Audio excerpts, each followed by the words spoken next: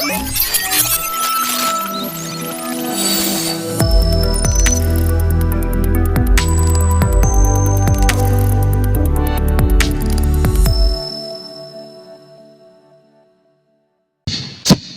aweze kuweza kusema na watoto wa Mungu, maana Mungu anasema miili zetu ni hekalu takatifu. Unajua kuna watu watakosa mbingu si kwa sababu hakutunza sabato, si kwa sababu alivunja amri 10 za Mungu, si kwa sababu hakukuwa na imani ya Yesu, lakini kwa sababu alitumia mwili wake vibaya.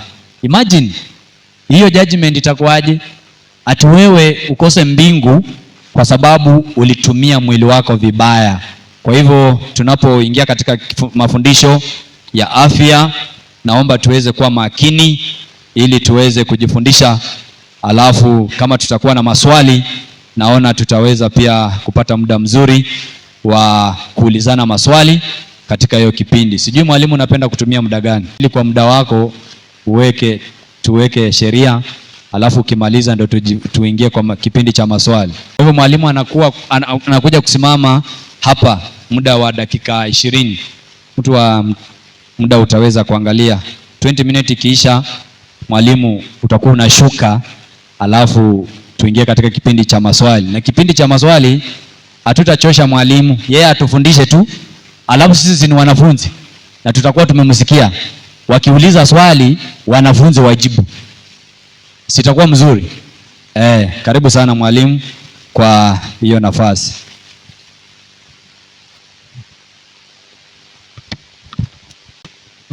Tuamini na tuombe. Baba yetu utupendaye, tunakuja tena mbele zako tukiwa wenye dhambi. Tunaomba utusamee, utuoshe kwa damu ya mwana Yesu Kristo. Mimi niliyesimama hapa si mtakatifu, bali imekupendeza niweze kuongea na watoto wako. Naomba unipe hekima, naomba unitumie kile ambacho ungehitaji leo watoto wako wasikie. Mungu kinene, shetani asijitukuze wala asipate nafasi ya kuzuia mawazo yetu wala kuleta usingizi, bali tunaomba Mungu utamalaki na utawale mawazo ya kila mmoja wetu mpaka mimi niliyeko hapa mbele kwa ajili ya utukufu wako. Endelea kuwa nasi katika ibada. Roho wako Mtakatifu atamalaki kupitia jina la Yesu Kristo tunaomba na kuamini. Kuna mtu amesahau simu hapa, msije mkanishika matai baadaye. Niliacha hapa na wewe ndio ulikuwa hapa, sijini ya nani. Simeona mwenye nimepatia. Haya, shika hii. Bwana Yesu asifiwe. Tunapoingia kwa kipindi kidogo cha afya, kuna watu wengi wamepuuzilia afya na wajui ya kwamba Mungu atakuja kuwahukumu siku ya mwisho. Kwa hivyo tunahitajika kuwa makini sana, maana Mungu anasema haje. Hebu soma andiko 1:2. Hebu angalia hapo 1:2 nasema mpenzi, naomba ufanikiwe katika mambo yote. Mungu anataka tufanikiwe katika mambo yote na kuwa na afya yako. Mungu anataka tuwe na afya kama vile roho yako ifanikiwavyo. Kama vile roho yako ifanikiwavyo. Kwa hivyo Mungu aliyetuumba anahitaji kila kiumbe kiwe na afya njema. Kila kiumbe. Hakuna mtu ambaye ataweza kumtukuza Mungu akiwa na ugonjwa wa kansa. Umefura hapa, ukisimama hapa unajifeel uko comfortable, si ndio? Kuna kansa inatokea hapa. Umeiona mtu wa kansa imetokea hapa, ako hapa mbele anaimba na furaha, si ndio? Umeiona mgonjwa akimtukuza Mungu? Labda umeiona mgonjwa akimtukuza Mungu? Labda wawe na maombi ya sirini kwa vitanda zao kule hodini, lakini hapa mbele ya watu wakimsifu Mungu hutawahi pata. Kwa hivyo kuwa mgonjwa sio jambo ambalo Mungu alipanga mwanadamu aweze kupatwa naye. Kwanza kuna quotation inasema ukiwa mgonjwa wewe umetenda dhambi. Ulikuwa unajua hiyo? Na dhambi inakujaje by the way? Inamaanisha Ili uwe mgonjwa, ili uwe umetenda dhambi, na maanisha umevunja the laws of afya ama laws of health. Umevunja tayari, utakuwa umetenda nini? Dhambi. Tunashukuru sana kwa waliotuandalia chakula cha mchana, lakini ningependa kuambia kwamba siku zote katika mwili wa mwanadamu kuna kitu ambacho kinaitwa alkaline. Unafaa ibalansiwe na chakula cha acid ili mwili isikuwe na asidi nyingi, maana asidi ikiwa nyingi kwa mwili, wewe unakuwa rafiki wa magonjwa saa yote. Maona vile tumekula hivyo, tumekula chakula cha asidi kwa wingi, chapati na maharagwe. Inapoingia kwa mwili inatoa acid na starch kwa wingi. Sasa tungepataje alkaline? Alkaline tunaipata kwa mboga. Kwa hivyo tulihitajika tu balance mboga. Kwanza mboga inafaa iwe 80%. Inamaanisha chapati tunafaa tukule na mboga. Maharagwe ni chakula, lakini Waluya waligeuza maharagwe ikawa mboga. Bwana Yesu asifiwe. Maharagwe, kwa hivyo next time na at least mpunguze maharagwe, lakini muongeze mboga, ndio at least mkule na hiyo chapo, itakuwa at least. Lakini mboga ziwe nyingi, kama ni hiyo cabbage ziwe nyingi. Ugali nafaa iwe kadogo wakati unakula na lunch yako. Ugali nafaa kuwe ndogo, mboga kuwe nyingi. Sasa sisi tuligeuza ugali inakuwa kilo moja, mboga inakuwa kidogo. Bwana Yesu asifiwe. Amen. Hiyo ndio inasababisha watu wanagonjeka. Asidi inakuwa nyingi kwa mwili. Asidi ikiwa mingi kwa mwili wako itakuwa weak. Ugonjwa ikija saa yote itakuwa inakuattack. Homa kidogo, mtu amekaa na homa hapa, umeshikwa mara moja, maana mwili yako iko weak. Kwa hivyo tunahitaji tu balance chakula chetu.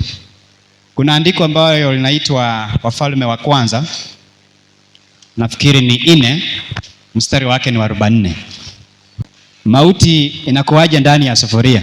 Inasema wa pili 4 mstari wa soma 44. Inasema basi wakawapakulia hao watu ili wale. Wakawapakulia watu ili wale. Ikawa walipokuwa katika kula, chakula hicho kilipokuwa kimepakuliwa, wakapiga kelele. Wakasema mauti himo sifuriani. Ati nini? Mauti imo sifuriani. Mauti iko wapi? Na walikuwa wamepakuli.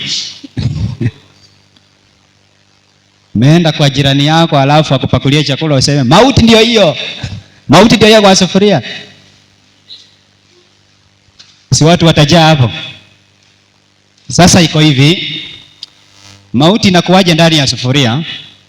Kuanzia kwa kupika, ndio naona tunahitajika tuwe na seminars za wamama.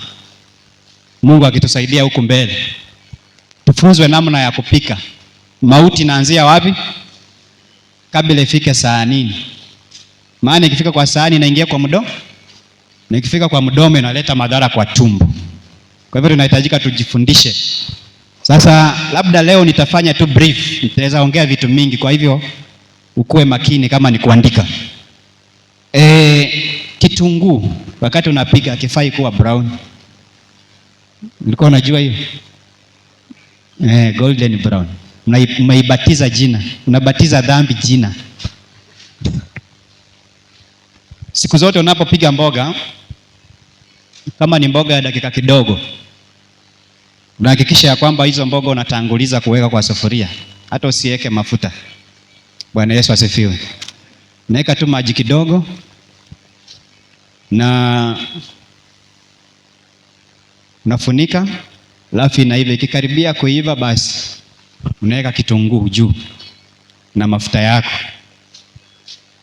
alafu unaikoroga kidogo, unatoa hiyo kitunguu isiive sana. Bwana Yesu asifiwe. Nafaa unakula kitunguu ambaye inafanya kara kara kara.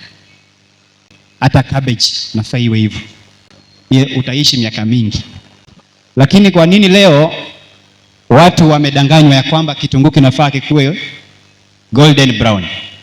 Shetani alijua ya kwamba wakati utakapokifanya kiwe golden brown, basi unakula ni kama kukula kitu ambacho hakina madini. Kwa hivyo hauhitaji kuboil kitunguu, unahitaji sasa tutasemaje? Na uhitaji kuboil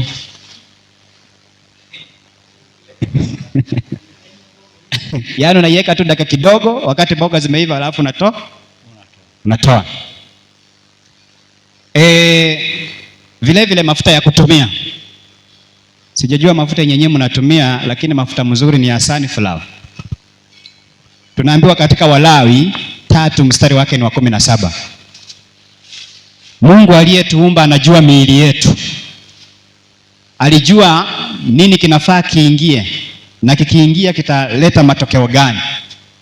Kama fundi wa pikipiki alitegeleza pikipiki akasema hii itatumia mafuta, wewe ukijaribu kuweka maji itaenda. Hivyo ndivyo ilivyo mwili yetu pia. Mungu aliye fundi wa mwili yetu, kuna vyakula ambavyo ametupangia tuweze kuvila ili tuendelee kuwa na maisha marefu na afya nzuri. Soma andiko. Inasema neno hili litakuwa amri ya daima. Mungu akasema neno hili litakuwa amri ya daima. Walawi 3:17, Leviticus 3:17. Mungu anasema neno hili litakuwa daima kwenu. Neno hili litakuwa amri ya daima katika vizazi vyenu vyote. Kwanza inakuwa amri. Soma. Ndani ya nyumba zenu zote. Ndani ya nyumba zenu zote. Ya kwamba hamtakula mafuta wala damu kabisa. Hamtakula mafuta wala damu kabisa. Mafuta ambayo imezungumziwa pale ni mafuta ambayo kwanza hapa ilikuwa inazungumzia mafuta ya wanyama hapa, damu lakini leo watu wakienda kwa bucha anasema nikatie gani? Mafuta. Nikata hiyo steak, si ndio? Sasa hapo ndio nasikia mauti imo wapi? Sifuriani. Maana sehemu ya mafuta ya nyama ya ng'ombe ni mahali ambapo bakteria huwa zinakaa sana. Maana bakteria inapenda sehemu ambayo ni soft. Na katika mwili wa mwanadamu ama mwili wa mnyama, bakteria zinakaa kwa mafuta. Ndio maana Mungu akasema kwa maandiko, hata kabla wanasayansi wakuje wadhibitishe hilo, Mungu alikuwa amesema tayari kwa maandiko, akasema tusikule mafuta wala nini? Wala damu kabisa. Kwa nini tusikule damu? Maana uhai wa mnyama unakaa kwenye damu. Kwenye damu. Hizo ni sheria ambazo tunafaa tuweze kuzingatia. Mafuta mzuri ya kupika nayo ni mafuta ya sunflower ama olive oil. Bwana Yesu asifiwe. Amen. Hii nyingine yenye unasikia sijui Kimbo, sijui wananisikia kwa mtandao, anaweza funga hii video. Kuna wakati tuliwahi sema kuhusiana na corona, wakafunga video hiyo, ilibidi tumeitoa. Sasa hizi mafuta zingine zote za kuganda sio mafuta salama kwa mwili wa mwanadamu. Umewahi sikia mtu ako na pressure? Nasababishwa na mafuta. Kitu ya kwanza, mafuta inapoingia kwenye mwili ya kuganda, inaingia kwenye veins, mishipa, alafu inaanza kufunga mishipa, haipitishi hewa vizuri ama damu vizuri. Unapata huyo mtu kupumua inakuwa ni shida. Si ati ya kwamba amerogwa. Wengine wanaweza sema wamerogwa, kumbe ni wao walijiroga kwa sahani. Kuanzia sufuriani kwa sahani yote iko sawa, ama alikula ikiwa kwa sufuria. Kwa hivyo kama watu wa Mungu, ili tuwe na afya, ndio naona Waadventista ni watu wa kipekee. Mungu aliwapatia ujumbe wa kipekee sana ulimwenguni. Ni vile Waadventista hawaelewi. Wao walifaa wawe the antidote ya ulimwengu. Sisi ndio tunafaa tuwe madaktari. Sisi ndio tulifaa tuwe na watoto ambao wanatibu watu kwa madaktari, kwa hospitali. Lakini kwa nini leo hatupati Waadventista pale? Wala hatupati facility ya Waadventista ambao wanashikilia sheria ambazo tulipewa kutoka kwa Biblia. Kwa nini? Maana Waadventista ulipunguza makali. Leo niambie, ni hospitali gani ambayo inatumia dawa ya kiasili ya Kiadventista? Kwa wapi? Sanitarium iko wapi? Hakuna. Kenya mzima hakuna. Na kama utapata sanitarium, utapata yenye imekorogwa. Corruption iko hapo ndani. Ni biashara nyingine inafanyika pale, si ile ambayo spirit of prophecy ilituagiza. Tunaambiwa ya kwamba sanitarium ni mahali ambapo mtu anafaa ingia akiwa mgonjwa, anatoka akiwa Lakini leo sanitarium ambazo unaweza bahatika kuziona, kuna wengi waliingia wakiwa wagonjwa, wakatoka wakiwa maiti. Kuna tofauti na hospitali hizi. Kwa nini? Wameficha knowledge ambayo walipewa.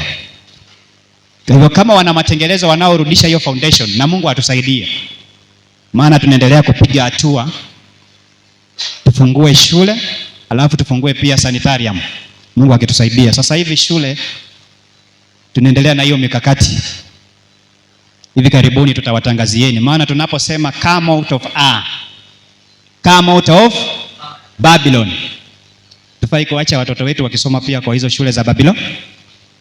Lazima watoto wakuwe kwa shule za adabu, wafundishwe neno la Mungu kwa wingi, ili tuweze kumtukuza Mungu. Tunajaribu kurudi kwenye misingi ya kweli, maana ulimwengu wa sasa imekuwa corrupted everywhere. Kwa hivyo lazima kuwe na watu ambao hawatakorruptiwa mawazo yao wala mafundisho yao. Wawe ni watu ambao watasimamia kweli, na ili tusimamie kweli lazima turudi kwa maandiko vile yanavyonena. Vitabu za Ellen White madaktari wengi huwa wanaitumia. In fact niliwahi pata daktari mmoja pale, Mama Lucy, akiwa ameshika Ministry of Healing. Nikafikiria huyu ni msabato ama ni nani? Akasema nimepatana na mwenzangu hapa. Kamsalimia, kamwambia vipi? Umeshika nini hiki? Akasema hiki ni kitabu. Kimeandikwa na nani? Kaniambia ile ni G. White. Wewe ni msabato? Hapana, mimi ni Mkatoliki. Mbona umebeba hii kitabu? Tuwa ujui. Huyu mwanadada ameandika mambo ya ajabu. Kwa hivyo leo watu wengine wanatumia hicho kitabu kuwatibu watu, wakati sisi wenyewe hatujui nini kimeandikwa hapo. Pia Mama Teresa, nani mnamjua? Mama Teresa, umesikia? Si huyo. Kuna Mother Teresa, anaitwa Mother Teresa. Huyu alikufa miaka ya zamani. Alikuwa ni Muhindi ama? Alikuwa Mkatoliki na Muhindi. Alijifundisha wapi obedience na hizo, na kuwa na moyo wa kutusaidia na mambo mengine. Kuna msabato mmoja wakati Mama Teresa ako hai, alienda akamtembelea, akamuuliza, siri yako ya mafanikio ni gani? Maana watu wanakuamini, watu wanakuja kwako, wanapata ushauri, wanajifundisha mambo mengi. Siri ni gani? Alichukua kitabu kimoja cha roho ya unabii, kakiinua, akasema hiki ndicho kitabu ambacho huwa nakisoma. Hiyo msabato akapigwa na butwa sana. Kashangaa, hala, vitabu zetu leo zinatumiwa na watu wa nje. Ndio nasikia kwamba msipohubiri mawe yatafanya nini? Yatahubiri. Kwa hivyo Mungu atusaidie turejee katika misingi ya kweli. Sasa tulikuwa wapi? Najua sasa niko na mambo mingi kwa hii kichwa. Kwa afya tumeongea mambo mingi. Sasa tunaporudi kwa ulaji, nilikuwa natoa ushauri kidogo ya kwamba mnapopika mpike mboga kwa wingi. Alafu hizo mboga zisiive sana. Vile vile katika siku ya Sabato tunashauriwa ya kwamba tukule simple food. Chakula ambacho ni rahisi, ambacho hakiwezi kikaharibika. Huko Kisii unajua sisi tunakulanga viazi tamu. Unachemsha viazi tamu. Unajua hii haiharibiki na ni simple. Hata nikikula hutajua kama nimekula, maana ni kitu simple. Nakula hiyo viazi na una mix na ndizi, alafu namalizia na miwa. Utaweza hiyo? Na mnaingia kwa ibada mpaka jioni. Simple food. Tujifundisha pia kuangalia ni chakula gani ambacho akiwezi haribika. In case tupige on Friday, kinaweza kaa mpaka Saturday. Alafu pia kisiwe chakula ambacho kinaweza kikawasumbua, yani kiwe simple. Tunashauriwa hivyo. Vile vile sheria nyingine ya afya, ilikuwa nimetaja mafuta. Kwa hivyo mafuta mtaangalia Kama mlikuwa mnatumia kimbo, mjue ya kwamba mnakula mauti. Sasa hivi unaweza kosa kujua madhara yake, lakini wakati miaka inapoenda kama 40s ama 30s kuendelea, unaanza kusikia magoti nauma ama mgongo inauma. Kwa nini magonjwa haya yanaitwa lifestyle disease? Mbona yanaitwa lifestyle disease? Ni magonjwa ambayo yanapatikana katika harakati ya maisha yako, kile ambacho nakula. Ndio unaona tunaambiwa katika 1 Corinthians 10 verse 31, Mungu anatushauri, anasema hivi, na hapo ndio tunafaa turudi. Mungu anasema hivi, anasema basi mulapo au munywapo, au mtendapo neno lolote, fanyeni yote kwa utukufu wa Mungu. Tufanye yote kwa utukufu wa nani? Wa Mungu. Nini maana ya kukula kwa utukufu wa Mungu?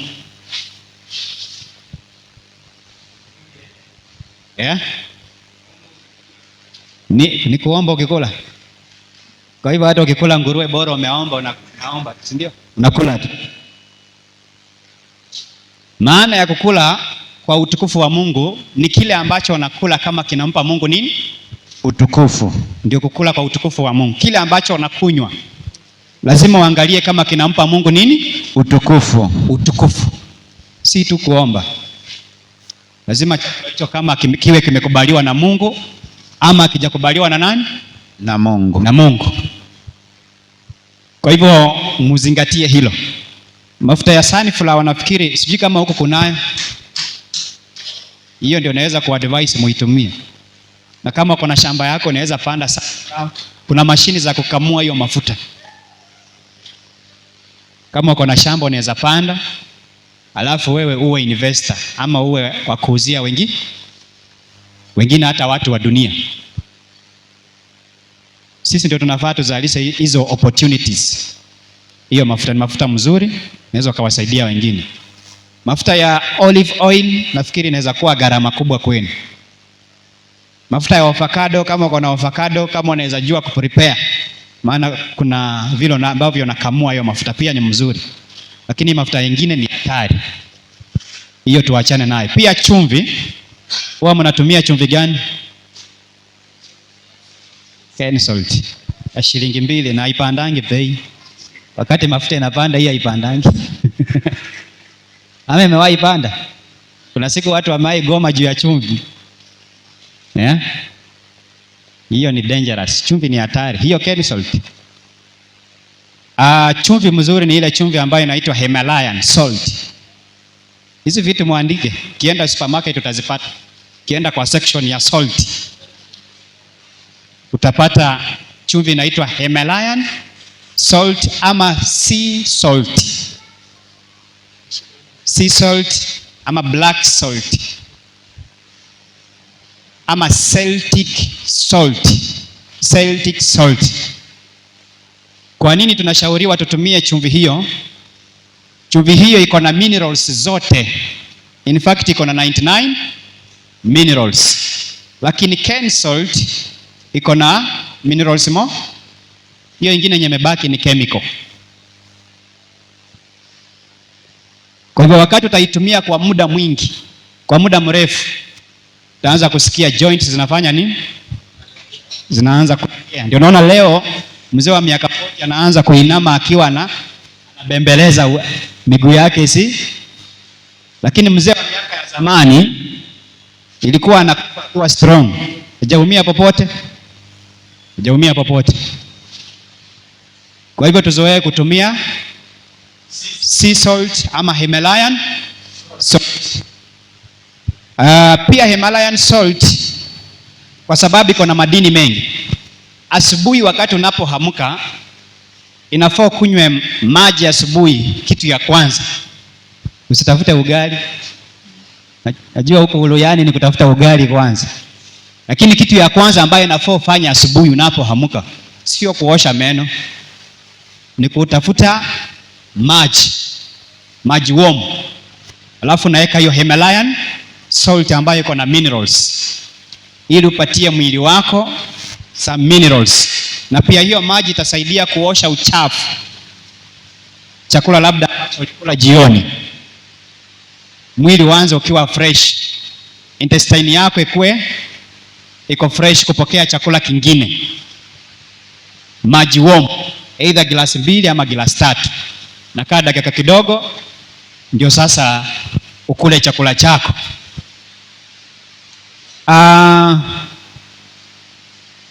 Watu wengi huwa wanapenda kuosha meno asubuhi, lakini sio vizuri. Meno inafaa naosha wakati unaenda kulala. Wakati umelala, hii masaa mengine kwenye kinywa chako kuna madini ambayo yanatengelezwa. Nimeisahau, sijui yanaitwa B9 ama B what. Kuna jina fulani hapo. Inatengelezwa minerals fulani. Na hiyo minerals fulani wakati utaimeza, in fact ni minerals ambayo huwa inapatikana kwa nyama, lakini yako ya mdomo ndio mzuri kuliko ile ya nyama. Ya nyama haiko sawa sana. Sasa hiyo ndio nafaa ipeleke kwa mwili wako asubuhi kwa kukunywa maji, na pia ongeze minerals za Himalayan salt pia ziingie kwa mwili wako. Ukishamaliza kukunywa maji, utulie kidogo, ukule, ndio sasa ubrush your teeth. Haufai kuamka asubuhi na kuosha, unaosha zile madini unaondoa. Si vizuri. Vile vile Mungu alisema hivi kwenye kitabu cha Mwanzo 1 mstari wake ni wa 29. Kwa nini leo watu wanakufa mapema? Kwa nini leo watu wako na magonjwa mbalimbali?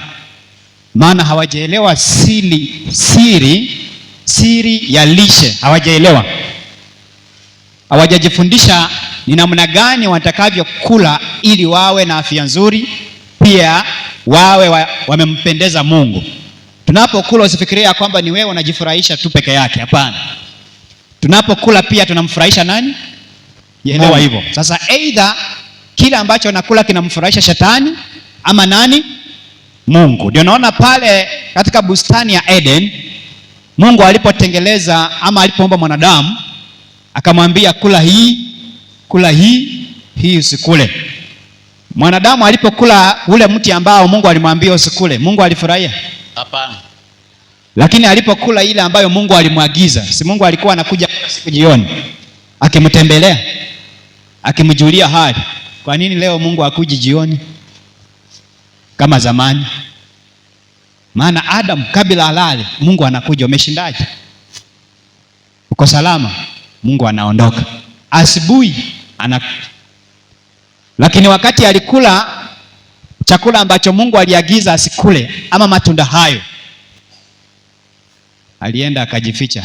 Hakuwa anataka aonane na Mungu tena. Mungu anapokuja kama kawaida yake, anapata jamaa anaanza kumuita Adam, uko wapi? Kwa hivyo kile tunachokikula kinaweza kikamkaribisha Mungu kwetu ama kikatuficha mbele za Mungu. Sasa chakula ambacho Mungu aliagiza baada ya kuumba mwanadamu, hebu soma andiko. Inasema Mungu akasema, tazama nimewapa kila mche utoao mbegu. Tazama nimewapa kila mche utoao mbegu, ulio juu ya uso wa nchi yote pia. Na kila mti ambao matunda yake yana mbegu, vitakuwa ndivyo chakula chenu. Hapo tunaambiwa matunda yenye mbegu, si ndio? Matunda yenye mbegu. Tunaanza moja baada ya nyingine. Matunda yenye mbegu. Na nini ingine? Kwa hivyo tumepewa number 1 matunda yenye mbegu, alafu na mche. Mche ni nini sasa hivi? Nani anajua mche ya Kiingereza inasemaje? Ewe endelea, tutaisoma tu, mwingine akifungua hiyo ya Kiingereza. Inaendelea ikisema vitakuwa ndivyo chakula chenu. Na chakula cha kila mnyama wa nchi, na chakula cha kila mnyama wa nchi. Endelea. Na cha kila ndege wa angani. Endelea. Na cha kila kitu kitambaacho juu ya nchi. Endelea. Chenye uhai. Majani yote ya mche ndiyo chakula chenu. Mamboga. Ikawa hivyo. Majani yote ya nchi. Majani yote ya nchi ndio itakuwa nini? Chakula chenu. Kwa hivyo tumepewa matunda na na mboga. Sasa utasoma ya Kiingereza ili tupate hiyo, kama kuna kitu tumesahau hapo. Hiyo mche sijui ni gani. Weka nafaka pia. Grains. Sasa siku zote utakapoenda kununua matunda, alafu upate matunda hayana mbegu, ujue hiyo si creation ya Mungu. Ujue hiyo sio matunda ya nani? Ya Mungu. Ni man made ambayo inaitwa GMO. Haufai kukula hiyo. Tunafaa tukule matunda yenye yako na mbegu. Bwana Yesu asifiwe. Mbegu inamaanisha ya kwamba tunda hilo liko na uhai, liko na uwezo wa kukupa nutrition katika mwili wako, liko na uwezo wa kupatia some vitamins katika mwili wako, matunda. Lakini yenye haina matunda, ujue hiyo ni GM, na ndio saa hii ndio mingi. Saa hii kuna nyanya, kuna cabbage ama bado? Ama mjai wana cabbage ya GMO? Siku hizi kuna paka nyama ya GMO inaprintiwa kama vile watu wana print vitabu. Na printiwa vizuri, lakini sana sana huwa zinapatikana sehemu za ng'ambo na masupermarket kubwa kubwa. Nyama za GMO.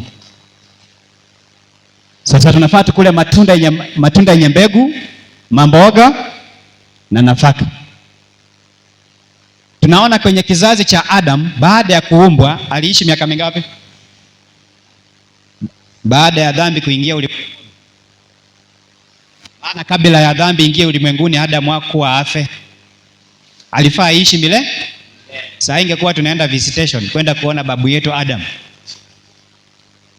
Ingekuwa tunapanga laini, hakuwa afe.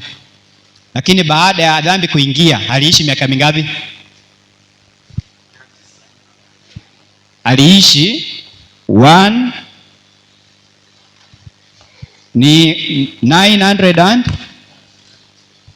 930.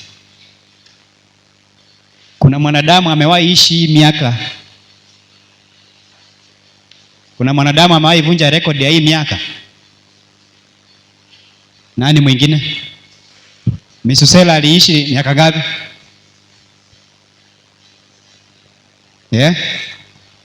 Fata kwa hiyo genealogy hiyo. Soma hiyo kitabu cha Mwanzo 5. Nafikiri kuanzia mstari wa 8 utaweza kupata. Sasa kwa nini Adam aishi 930? Huyo wa pili aliishi 9. Alimshindia Adam na miaka ngapi? Ni 39. Alimshindia na 39. Kuna mwingine? Kuna mwenye ameshinda huyu sasa, huyu wa pili. Sasa hawa ndio wanadamu walienjoy maisha hao, si wewe. Hao baada ya dhambi. Inamaanisha licha ya kuwa dhambi ilikuwa imeingia ulimwenguni, tulifaa tuishi miaka hii. Bwana Yesu asifiwe. Hii ndio miaka yenye tulifaa tuishi. Saa hii uko na miaka ngapi? 40. Sasa haujafikia hata nusu ya huyu. Kwa hivyo inamaanisha ukiwa na miaka 44 bado uko kwa mama yako. Enzi ya Adam bado uko kwa mama ya? Bwana Yesu asifiwe. Musa alioa akiwa na miaka ngapi? Bwana Yesu asifiwe. Alioa akiwa na 40 years. Wewe ulioa ukiwa na miaka ngapi?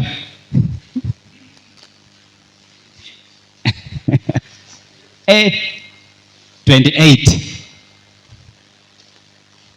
Kuna wengine wanaoa wakiwa na 20, si ndio? Hata 19. Shida ilianzia wapi? Dhambi inapunguza miaka, Lakini Mungu baada ya dhambi kupunguza miaka, kama tungeendelea kukula kama alivyoagiza, tungeishi miaka kama ya Adamu. Maana tayari dhambi ilikuwa imeingia ulimwenguni. Lakini kwa sababu wanadamu wanaendelea kujibunia mambo yao na wanaendelea kuwa wenye hekima machoni pao, ndio naona leo Mungu akasema mwanadamu atakuwa wa mtu wa kuishi miaka ngapi? Ukisoma Zaburi 90 verse 9. Verse 9 ama verse 10? Verse 10. Zaburi 90. Dhambi inapoendelea miaka inafanya nini? Napungua. Nuhu aliishi miaka mingapi? Ilikuwa ni Nuhu aliishi miaka mingapi? Si walisema msinichosha sana, nyinyi ndio mnafaa mjibu maswali. Aliishi kutoka kwa Adam mpaka kwa Nuhu ni vizazi ngapi?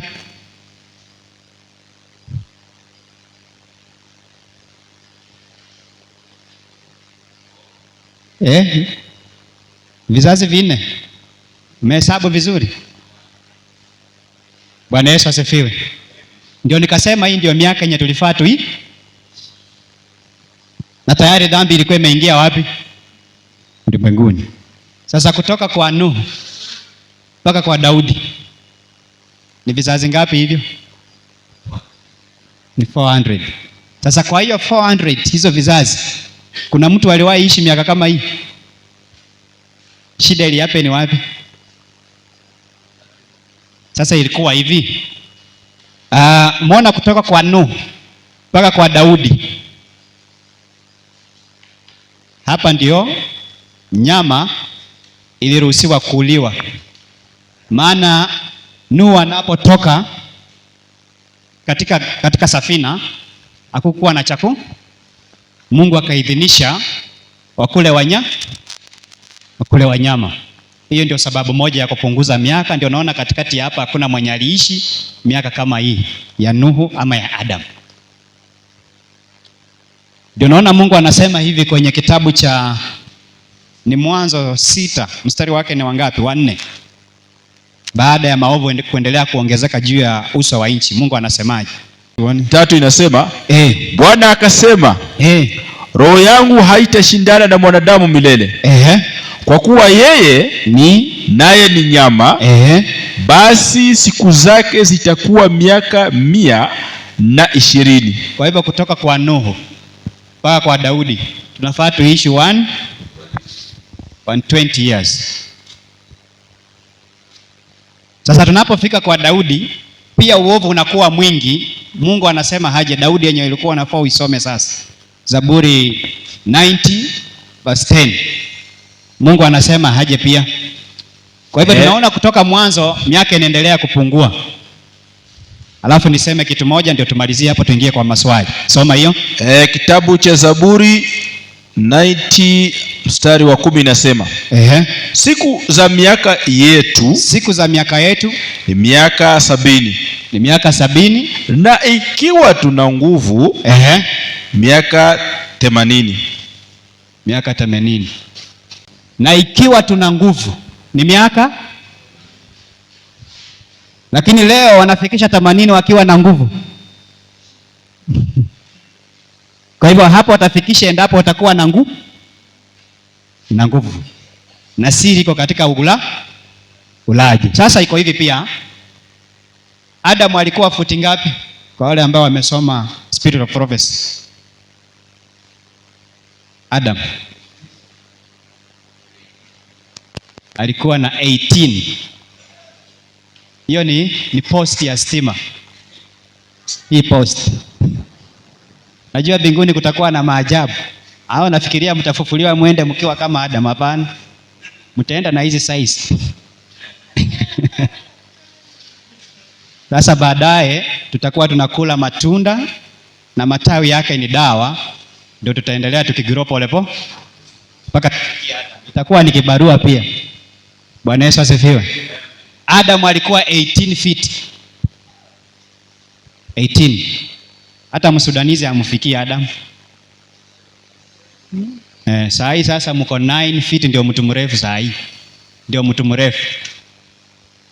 Shida ilianzia wapi?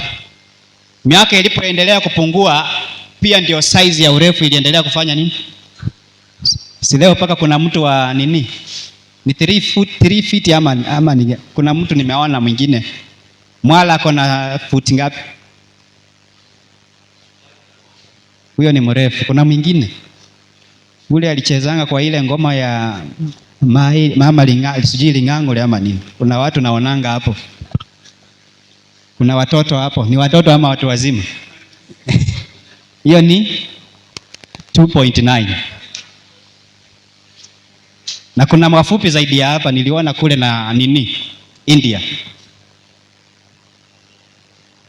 Kwa hivyo tunaona miaka inapungua, pia urefu inapungua. Ndio naona wakati Ellen White amepewa message in 1884, inapofika 1863, wakati sasa kanisa linaanza kuwa organized, pia akapewa the health message, ujumbe wa afya. Akaanza kufundisha watu namna ya kuishi vizuri, namna hata mwenyewe alikuwa ni mulaji wa vyakula ambavyo si sahihi, naye akaanza kufanya matengenezo akifundisha watu. Haikuwa mpango wa Mungu watu wakule nyama na pia kukunywa maziwa ya mnyama mwingine.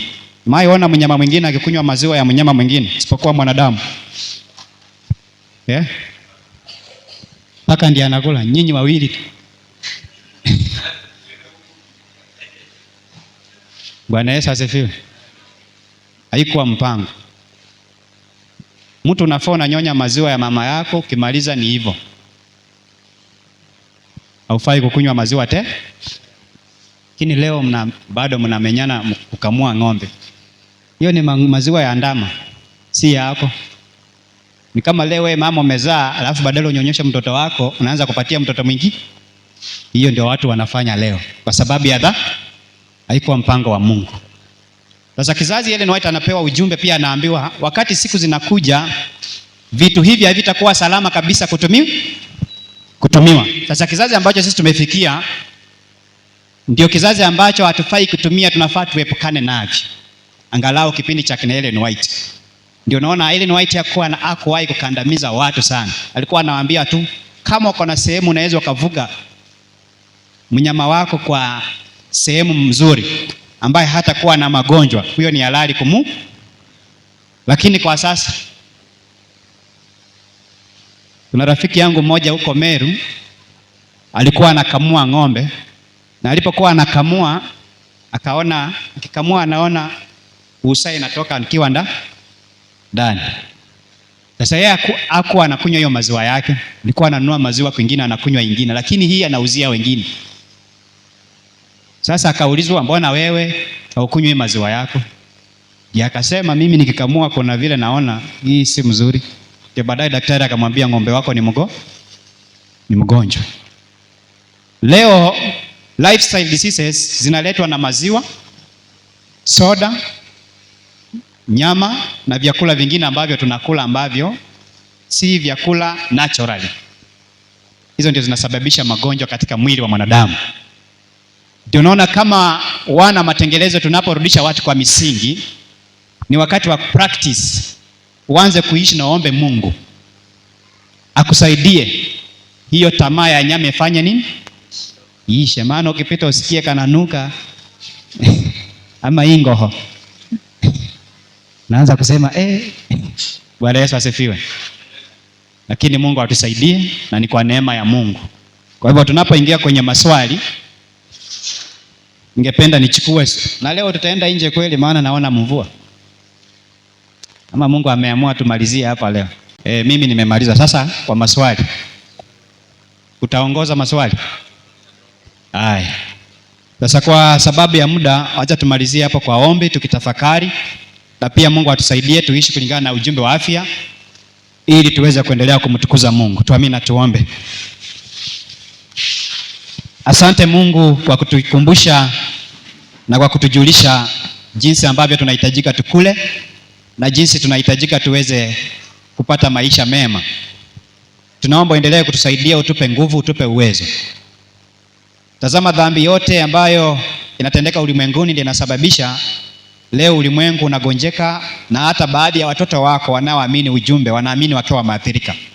Tunaomba utusaidie, utuwezeshe, tuondolee appetite ya vitu ambavyo si sahihi, tuondolee appetite ya vitu ambavyo vinaleta magonjwa katika mwili yetu, bali utupe afya njema, kutuelekeza kwa chakula kiema.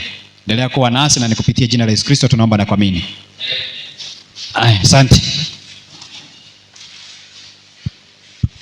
Bas, happy Sabbath. Nipe Biblia, nipe Biblia. Tumbe.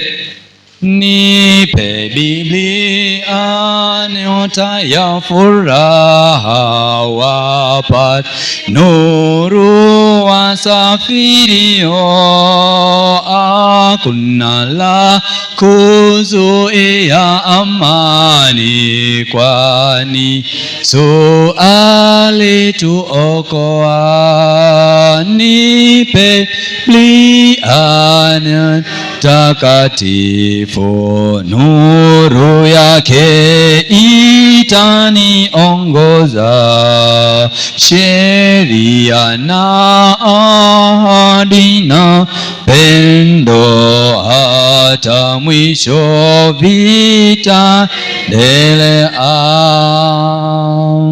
Unasemaje? Ya, na sijui tuna ile sermon inakuja saa ngapi ya watu kwenda nyumbani? Saa 11. Hiyo ndio masaa ya wale watu wa kwenda mbali, niyo masaa saa 11. Kwa hivyo tunabaki na muda gani mpaka hiyo masaa? 1 hour 30 minutes. Sasa Dan, utakuja kusimamia kipindi cha maswali, na tutauliza maswali yoyote. Baada ya kuuliza afya, tutaingia kuuliza swali lolote. Uulize swali lolote, tutumie dakika. Mtumishi ametumia dakika ngapi? Tutumie pia dakika 40.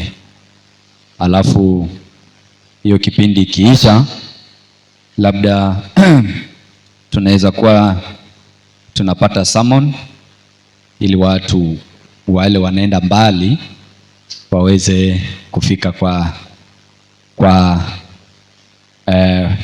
wafike mapema. Kwa hivyo naomba tu Mzee Brian tuangalie muda tafadhali, alafu ndugu Dan uje usimamie maswali, na pia ukisikia, najua darasa inachangamka kidogo saa ile, unahusisha pia wale wamekaa kwa kujibu maswali. Kwanza mimi naenda kukaa chini, lakini niwache swali. Mwalimu amesema hata si mpango wa Mungu sisi au kiumbe chochote kutumia maziwa, kiumbe kutumia maziwa ya kiumbe kingine. Si imesemekana hivyo? Mimi niko na swali. Swali langu liko katika Methali 27:27. Hapo ndiko swali langu. Basi nashukuru kwa sababu ya maswali, na ujue mimi wanapenda kuchunga sana muda. Tumeanza na saa 9:34, nitakana isha saa ngapi? Dakika 40. Hata mimi mwenyewe tu nikiona hivi ndakatisha. Hebu mfanye hesabu. Amesema Methali 27. Methali 27:27 inasema tena yatakuwapo maziwa ya mbuzi ya kukutosha kwa chakula chako, na chakula cha watu wa nyumbani mwako, na posho la vijakazi vyako. Swali lake linatoka hapo.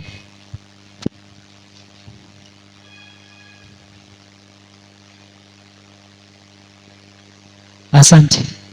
Swali limeulizwa. Sasa ni mimi kujibu ama ni kanisa? Nilisikia ni kanisa. Mimi tu nikusimamia, mimi siwezi jibu swali yote. Mimi tu nikusimamia, pena utaratibu. Kama unajibu unajibu dakika, kujibu tu, si ndio? Kwa hivyo mtu akijibu, nikisema simama ujibu, usisimama tena hapo uchukue dakika 5. Jibu swali, dakika 1 tu inatosha. Sawa, dakika 1 tu. Ni kwa mfano akiuliza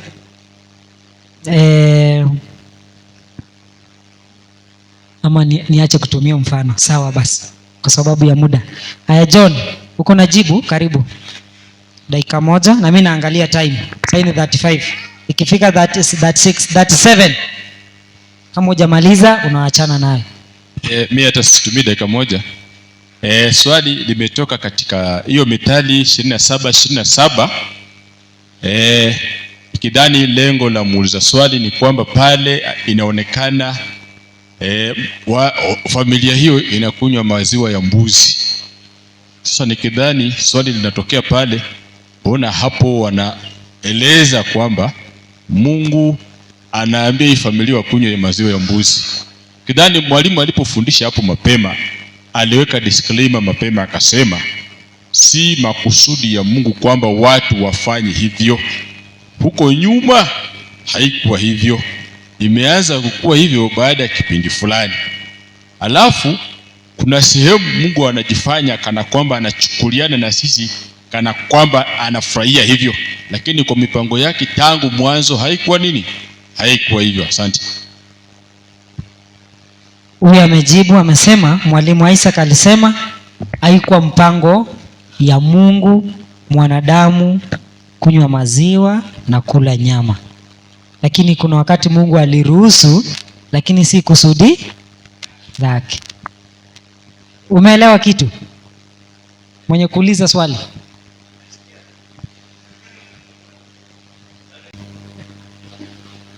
Ilikuwa ni mpango wa nani? Mwalimu Isaac? Nafaa tuelewe hivi, kati ya kitabu cha Mwanzo na kitabu cha Mithali ni gani kilitangulia? Mwanzo. Na tunaona Mwanzo Mungu anawapatia wanadamu wakule mboga na na anasema itakuwa ni chakula cha wanyama. Kwa hivyo mwanadamu hakuwa anakula mnyama ama nyama, chochote kuhusiana na nyama au mnyama, haikuwa ni chakula ya mwanadamu. Lakini baada ya dhambi kuingia, kama vile ndugu yetu amejibu, kwa hivyo baada ya dhambi kuingia ndio vitu hivyo vikaruhusi. Kwa hivyo wakati Solomoni anaandika hii, tayari dhambi ilikuwa imeingia na walikuwa wameruhusi. Tumeona waliruhusiwa kula nyama kipindi cha Nuhu. Hapo ndio pia wakaanza kutumia nini? Maziwa. Hata unapoangalia kwenye kitabu cha Kumbukumbu la Torati. Kumbukumbu la Torati ngapi? Kumbukumbu la Torati, ama soma Mathayo 19 mstari wake ni wa 4. Kuna pia kingine kiliruhusiwa hapo 19 Mathayo mstari wa 4 inasema, ambayo haikuwa mpango wa Mungu. Soma hiyo. Akajibu akawaambia. Yesu akajibu akawaambia, hamkusoma ya kwamba yeye aliyewaumba mwanzo aliwaumba mtu mume na mtu mke? Akasema, kwa sababu hiyo mtu atamwacha babaye na mamaye, ataambatana na mkewe, na hao wawili watakuwa mwili mmoja. Malizia. Hata wamekuwa si wawili bali mwili mmoja. Malizia. Basi aliyewaunganisha Mungu, mwanadamu asiwatenganishe. Aenda kwenye point, anasema wanamuuliza swali, Musa alituruhusu tuwe na talaka. Nafikiri ni verse 6 hapo. Ama tumeiacha juu. Baadaye Yesu anajibu anasema, kwa sababu ya ugumu wa mioyo yenu ndiposa ikafanyika hivyo. Mungu akaruhusu muwe na talaka. Lakini Yesu anawaambia mwanzo haikuwa hivyo. Haikuwa. Soma mstari wa 8. Tuanzie 7 inaendelea. Wakamwambia, jinsi gani basi Musa aliamuru kumpa hati ya talaka na kumwacha? Akawaambia, Musa kwa sababu ya ugumu wa mioyo yenu aliwapa ruhusa kuacha wake zenu. Akawapa ruhusa kuacha wake zenu. Lakini tangu mwanzo haikuwa hivi. Kwa hivyo mpango wa Mungu ilikuwa ni kuachana. Ilikuwa ni kupeana talaka? Hiyo imekuja kwa sababu ya ugumu wa mioyo ya wanadamu. Ndio unaona polygamy leo ni nyingi. Shida ilianzia kwa sababu ya ugumu ya mioyo ya wanadamu. Kwa hivyo mambo mengi mwanzo haikuwa hivyo. Imeidhinishwa baada ya dhambi kuendelea kuwa iko hivyo. Asante. Naona umejihurumia. Asante. Haya, mwingine mwenye swali? Na Daniel imeeleweka. Karibu. Simama tu hapo penye huko. Naulize tu kwa sauti. Naam. Kinatembea. Nafikiri swali langu ni kwa kuwasapia kuenda speed. Nataka John nifungulie Yohana. Fungua Yohana 21:13. Alafu labda nifungulie Yohana ya kitabu cha Yohana 21:13. Yesu akaenda akautwaa mkate akawapa, na samaki vivyo hivyo. Swali kwa kanisa.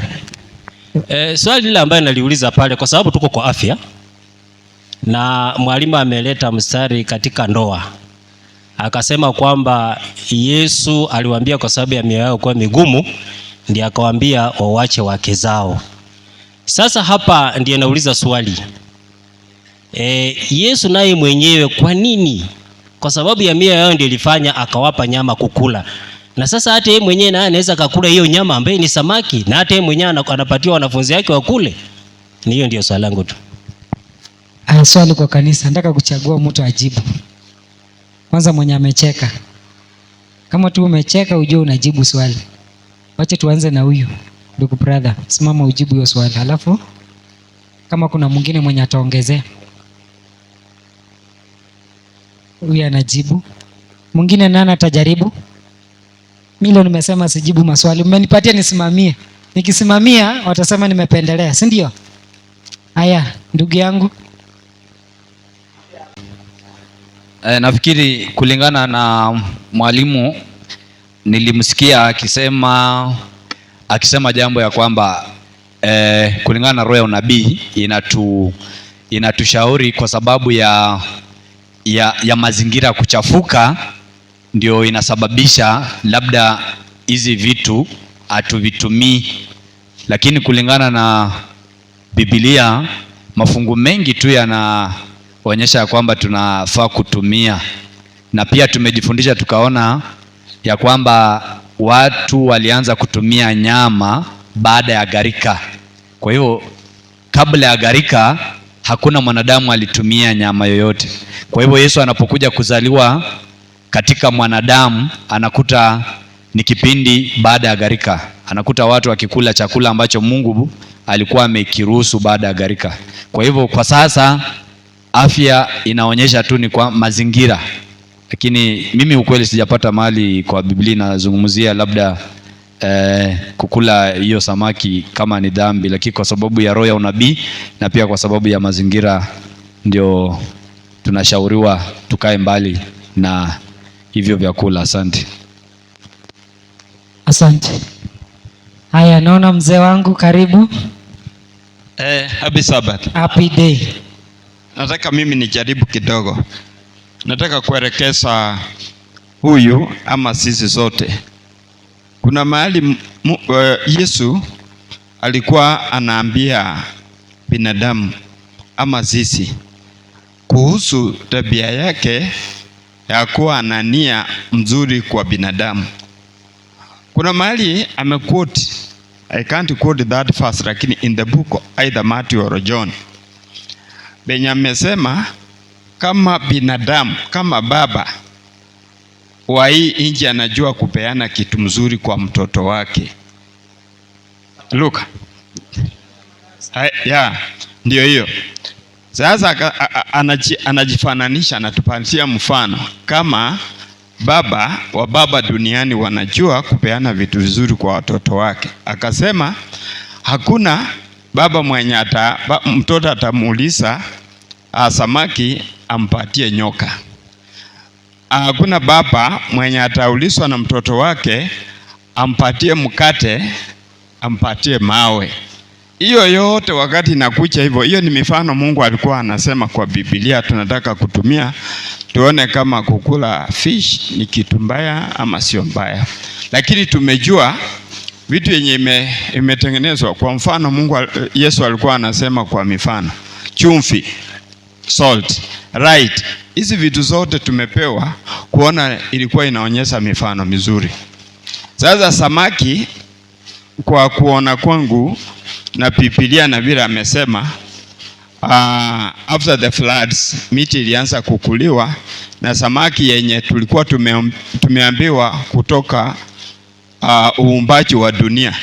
Samaki haikuwa mentioned anywhere, na nyama haikuwa mentioned anywhere, hata kuku, hata everything, even birds we are told, but only that we want to look at it that after the floods na in the New Testament ndio tunaona vile Mungu amesema juu ya samaki kuwa kama chakula ya binadamu. Asante. Ubarikiwe sana. Labda niongezee hapo kidogo tu. Tuko na ujumbe wa malaika wangapi saa hizi ambaye anaturudisha kwa uumbaji? Kwa hivyo Yesu alifanya hivi, alipokula samaki alikuwa amechukua 100% ya mwili huu wa unyonge wa mwanadamu. Alipokula mkate alikuwa amechukua 100% ya mwili huu wa udongo wa nini? Wa mwanadamu. Kwa hivyo mambo mengi Yesu alifanya kama jinsi Wayahudi ama ukoo hiyo aliyesaliwa, kwa sababu alikuwa 100% na nini? Na ubinadamu. Lakini alipochukua sasa penye yako sahihi, alipouondoa ile unyongo wa binadamu, Yesu saa hizi penye yupo na ile mwili wa mbinguni. Mimi siwezi fikiria kama anaweza kula nyama. Kama anaweza kula nyama na mwili wa mbinguni.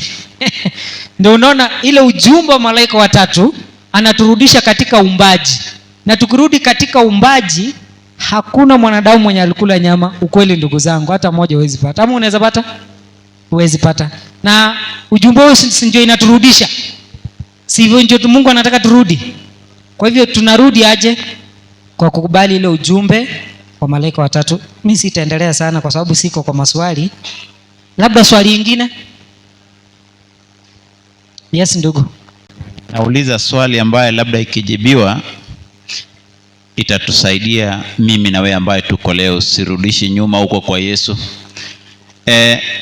Ellen G. White ni nabii ambaye tunamwamini kwamba ni Mungu alizungumza naye kwa maandiko yake yote tunayakubali. Na kuna sehemu ameonya kuhusiana na vyakula, nyama, mayai, maziwa, kwamba itafikia wakati fulani tusikule. Na kitabu cha Wakorintho wa kwanza 10:31 nasema basi mlapo au mnywapo au mtendapo neno tumtukuze nani? Mungu.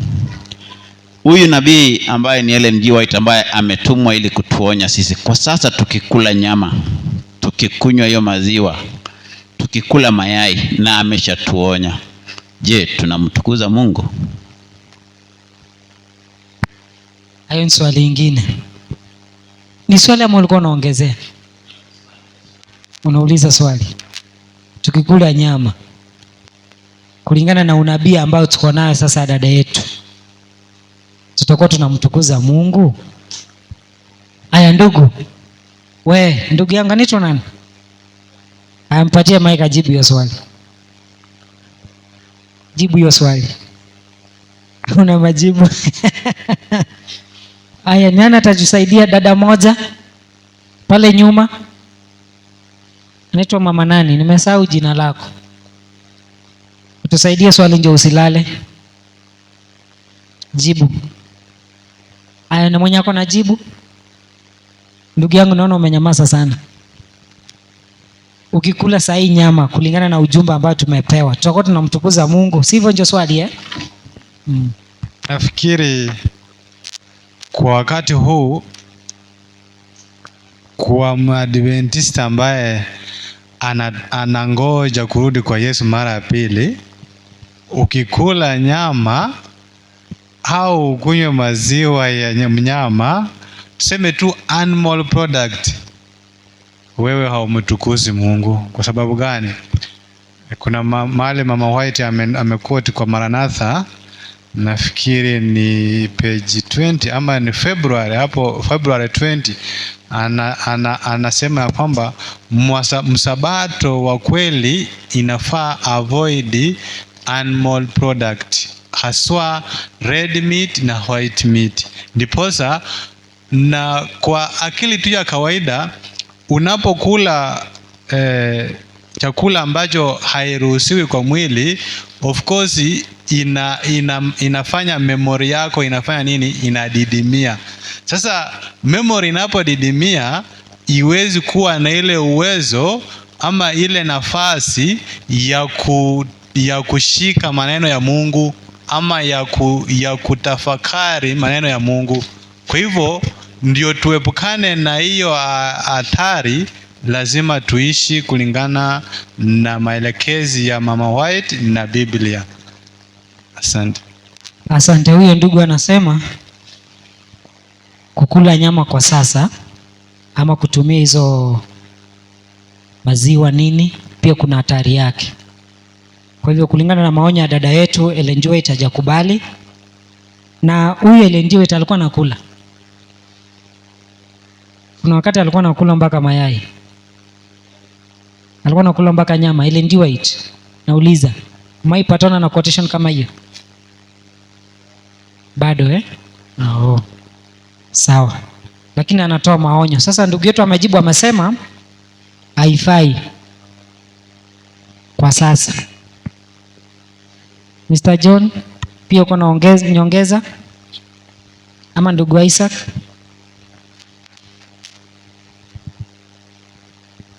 Happy Sabbath. Nikidhani tukiweka ramani kwa staili hii kwamba wakati Mungu alikuwa na makusudi ya kumweka Adamu katika dunia hii, makusudi yake ilikuwa nini? Diet yake ilikuwa nini?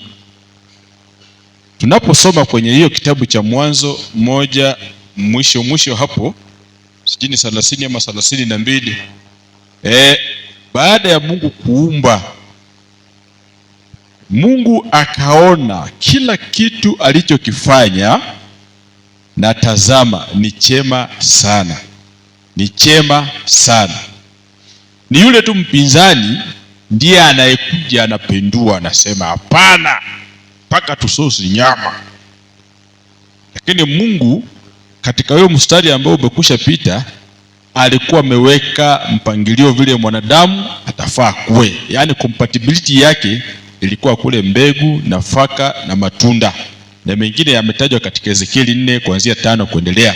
Sasa kuanzia hiyo Mwanzo 3 kuendelea, kivumbi kikaanza mpaka sahi, mpaka katika kitabu cha Ufunuo 20. Kuanzia Ufunuo 21 na Ufunuo 22 sijaona mahali popote tunapochungulia mbinguni, sijaona pale mitura, minofu, sijaona hiyo vitu. Lakini kuanzia tu tangu Mwanzo 3 mpaka saa hii, mpaka Mwanzo Ufunuo 10 na ngapi? 19 ni kukurukakara. Lakini kama tumeelewa mapenzi ya Mungu, unaposoma hiyo Mathayo 6 mstari wa 7 inasema na mapenzi yako yafanye nini? Yatendeke. Yaani ile mapenzi ya Mungu ya tangu mwanzo, vile wewe ulikuwa umewekwa, hivyo ndio Mungu anataka urudi ukue. Hiyo ndio ilikuwa inampendeza, akisema yatazama kila yalichokiumba kiko sawa. Hii gari ukiipea uji itakimbia? Hapana, mwenye aliunda alikuwa anaiweka ikule nini? Petroli. Sasa wewe ukiipea uji utakuwa unaitakia mazuri, ama utayokiipea maji itakimbia kweli? Sasa mapenzi ya Mungu ni kidani, barabara ambayo tunaelekea, ikiwa utaweka kwa akili tu kwamba lazima ni kule basi, lakini ujue kwamba kule mbinguni, je, utaenda kusumbua Mungu? Kule Misri tulikuwa tunakula vitunguu kama wale mabwana walikuwa nasumbua kule jangwani. Huko tulikuwa tunakula vitunguu nini na nini na nini. Utakapoenda huko tena kidhani utaanza tena siasa ya ODM tena, unataka mitura tulikuwa tunakula, Yesu alitupea samaki, ona hapa hakuna hii. Asante. Asante. Basi nashukuru pia na John na ndugu John amekataa kabisa, anasema kukula nyama tawe. Sasa kuna kitabu ndio mwalimu Isa kusimama Kuna kitabu inaitwa CH ni Christian Object ama CHS. CH 450 ya 1890. Ya 1890. Mmoja atatusomea.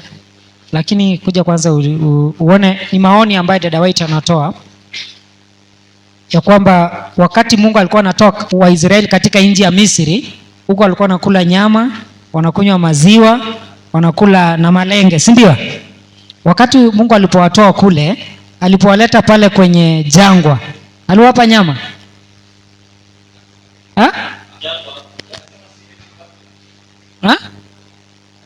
CH 450 ya 1890. Nauliza, wakati alipowatoa akawaleta pale wakati walipokuwa jangwani wakilia turudishe Misri, hii maana imetutosha, Mungu aliwapatia nyama kweli? Walipogoma wakapewa. Na kama wangelia kukula tu mrere kama kwa hivyo Mungu hakuwa na mpango wa kuwapatia nyama. Walikula mpaka katoka kwa hivyo kusudi la Mungu haikuwa wapatie, si ndio? Ilikuwa watumie ile mandazi na sawa, hiyo ni siku nyingine. Mandazi ama nini tu? Maana si hiyo maana ni nini? Biblia inasema ilikuwa mandazi tamu. Ama niwasomee? Hebu tutafute. Najua ukisema mandazi tumezoea hizi mandazi. Wengine donuts, wengine mandazi. Hizi zenye zinafura ziko na ukora ndani. Wengine sindu.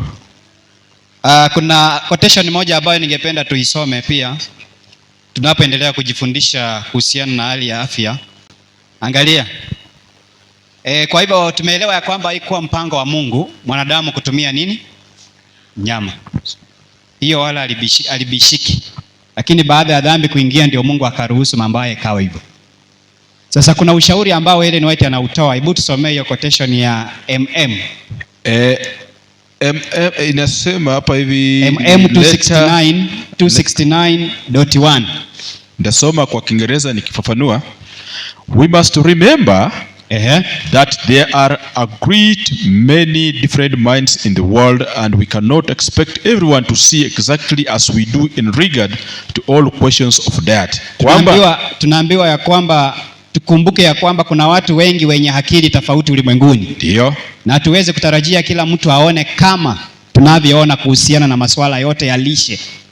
Minds do not run in exactly the same channel. Akili haziendeshwi kwa laini moja. I do not eat butter. Mimi sili siagi. But there are members of my family who do. Ellen White anasema kuna washirika wangu ambao wanakula. It is not placed on my table. Na anasema haipatikani kwa meza yangu. But I make no disturbance because some members of my family choose to eat it occasionally. Haikuwekwa kwenye meza yangu lakini sisumbui kwa ndugu zetu ambao wanaikula kila wakati. Ambao wanaikula siagi kwenye meza zao. Many of our conscientious brethren have butter on their tables. And I feel under no obligation to force them to do otherwise. Barikiwa. Ni MM, andika tu MM 269.1. Maana kuna watu waliinuka kipindi kile wakiwa na extreme view. Kwanza hapo juu inaongelea, kichwa chake kinasema extreme. Na tunaambiwa kwamba tunahitaji tuvumiliane. Tuvumiliane tunapokuwa kwenye safari ya imani. Sasa ile watu anatoa ushauri, anasema kuna akili tofauti. Kuna watu ambao huwezi ukawalazimisha wakakuwa na afya. Kwa mfano, kuna watumishi ambao yeye kwa sasa ako na takriban miaka 20 hajawahi kula nyama. Sasa mtu ambaye ameamini leo ama 2020, huwezi taka kuwe na experience ya mtu ambaye alianza afya ya miaka 20. Sasa huyo mwenye miaka 20 hafai kukulazimishia wewe uishi kama yeye. Ndio unaona hapa tunaambiwa akili hazifanani sawa sawa, ama haziendi kwa laini mo. Ndio unaona ile mtu anasema mimi sikuli siagi, lakini mbele ya washirika yangu ama kwa meza ya washiriki wangu kuna siagi. Alafu pia yeye anasema hazipatikani kwa meza yake, lakini mbele ya washirika zinapatikana kwa meza yake. Alafu anasema nasihi kuwa chini ya wajibu wa kuwalazimisha kufanya vinginevyo. Yaani siwezi nikawalazimisha. Alafu anasema mambo haya yasiruhusiwe kamwe kuleta fujo kati ya ndugu. Haifai kuleta disturbance. Najua leo mkiwa hivyo alafu uende kwa huyu upate huyu anakula nyama. Nasema huyu si mwana mategelezo. Huyu ameanguka. Watumishi tumuombe. Sasa tunashauria ya kwamba isikue disturbance, isilete disturbance among brethren. Maana huenda kwa process ya kufanya matengele ama hajui. Kwa hivyo lazima utafute njia nzuri ya kumweleza. Mimi hata nikipata ukikula nyama siwezi nikakustumu. Lakini nitakuuliza unajua ujumbe wa afya. Pole pole tunaanzia hapo. Hapo tu ndio tunaanza kufundishana pole pole. Sasa ile watu wanasema mambo haya yasiruhusu kuletwa fujo ama kuleta fujo kama kati ya ndugu. Inazidi. Those who love and serve God, wale wanaopenda na kumtumikia Mungu, should be allowed to follow their own convictions. Wanaruhusiwa kufuata masindikisho yao wenyewe.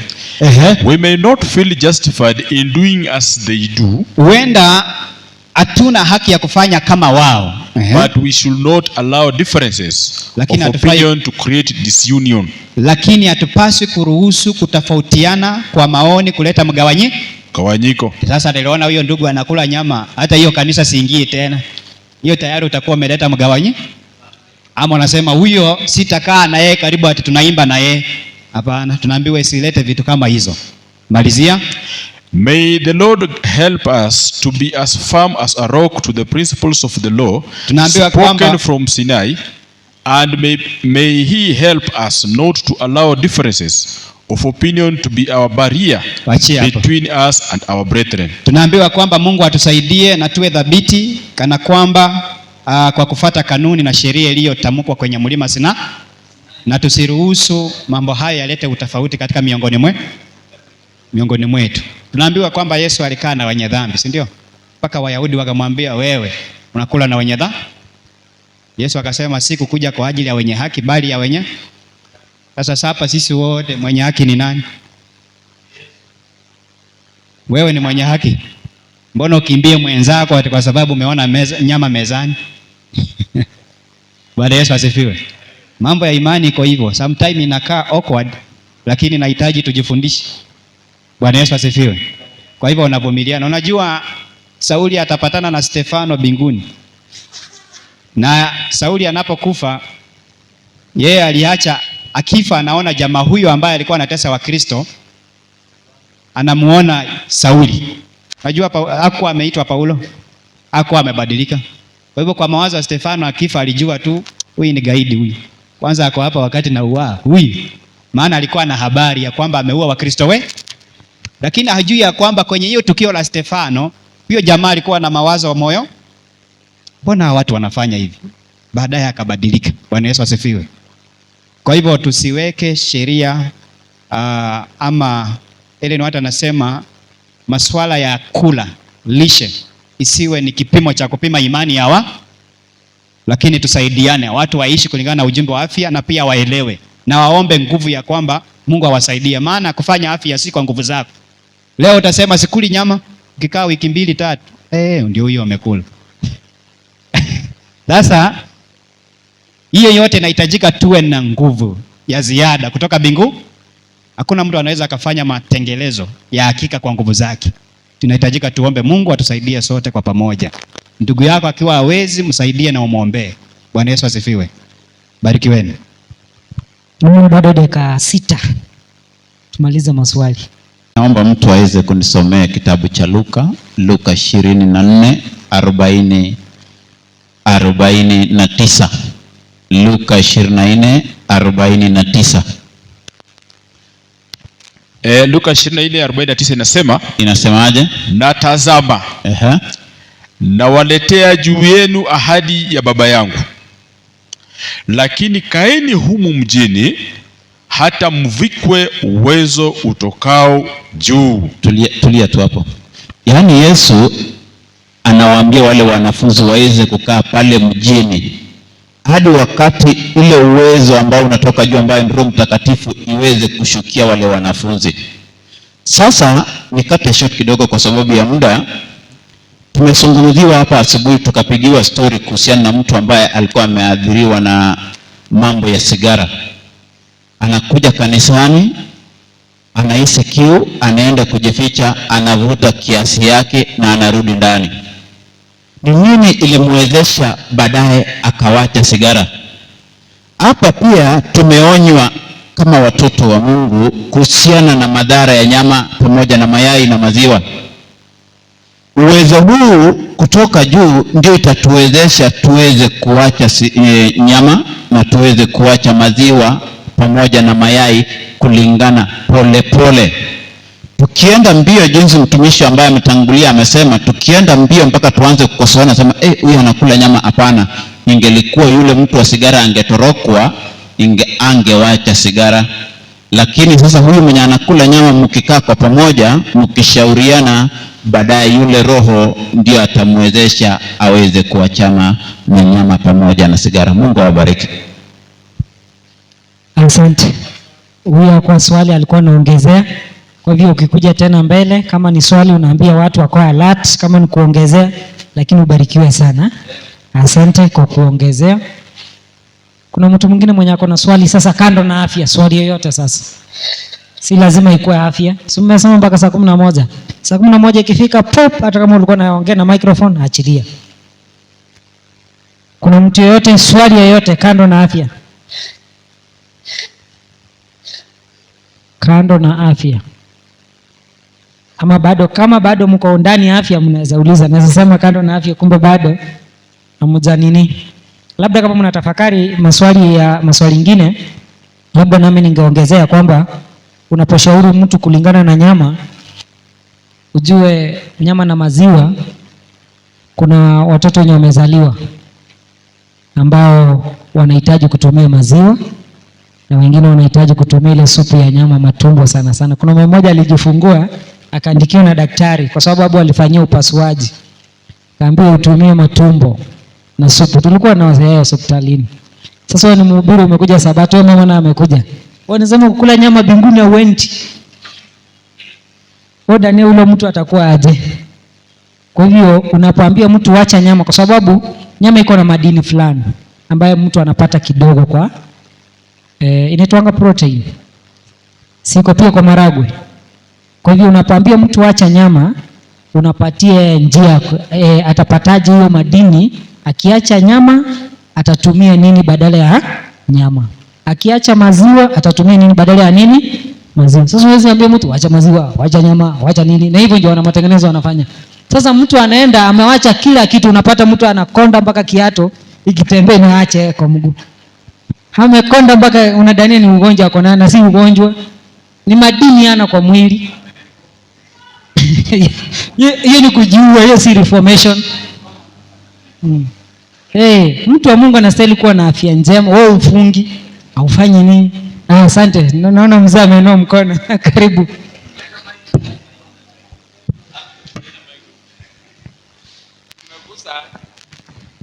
Umegusa kitu fulani yenye nataka kuleta mifano miwili kutoka kwa Biblia. Ya kwanza kabisa tunataka kuona hadithi ya Joseph. Joseph alipouzwa kwenda kwa Farao, akatengenezwa kuwa mkubwa kwa Farao. Akaambiwa hapa kuna vinono, unataka ukule. Na hiyo mnajua hiyo story kwa Biblia, kwa Genesis. Sasa wakati Joseph akafika mahali akasema, mimi nitakula vile nilikuwa nakula, sio vinono. Najua wakati unasema vinono, nyama ni moja yao. Fats, bruband, vitu inapatikana kwa nyumba ile kubwa kubwa ya matajiri. Life mzuri. Lakini tunataka kuona mfano wa wale wote walikuwa wanatumia vile chakula ya kifahari kwa mfalme. Na Joseph naye pia akachagua kuishi vile Mungu alikuwa anataka aishi. Hakukula nyama, hakukula vile wale watu walikuwa wanakula akiwa mkubwa. Lakini baadaye tulikuwa tunaona the comparison inakuja kati ya hawa wenye wanakula vinono na Joseph. Ni nani alikuwa anameremeta kwa mwili? In fact tulikuwa tunaona utukufu wa Mungu kwa Joseph, kwa vyakula, afya.